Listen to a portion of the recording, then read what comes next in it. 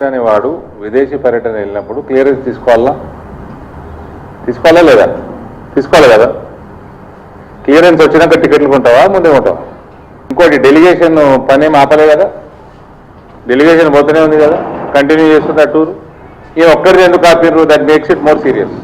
MIM Akbaruddin Owaisi కూతురు పెళ్లి attend అవుతుందుకు పోయిండినా, దానికోసం ఎడ్యుకేషన్ డ్రామా, కోట్ల రూపాయల పబ్లిక్ ధనం వృధా,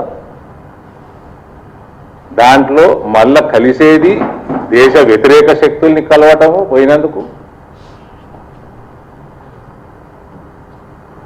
ఆ పెళ్లితోటి డేట్లు మ్యాచ్ అయ్యేటట్టు ప్లాన్ చేసుకోవటము, క్లియరెన్స్ రాకంటే ముందు టికెట్ కొనుక్కొని పోవటం. ఇది ముఖ్యమంత్రి చేసే పనులు అవన్నీ. నీ పెళ్లి అటెండ్ అయ్యాలంటే నువ్వు సొంత పైసలు పెట్టుకో, టికెట్ వేసుకో, కొనుక్కొని పోయిరా. ఈ యొక్క సంబంధించినటువంటి దాంట్లో మోదీ గారి యొక్క ఏదైతే వీసారి ఏ విధంగా వీళ్ళు రాకుండా చేసే ప్రయత్నం చేసే ఒకసారి వాళ్ళు గుర్తు చేసుకోండి. ఇది కొత్త విషయం కాదు. అయినా రేవంత్ రెడ్డి గారు వారు గతంలో కూడా వెళ్ళారు, ఎప్పుడు ఆపలేదు.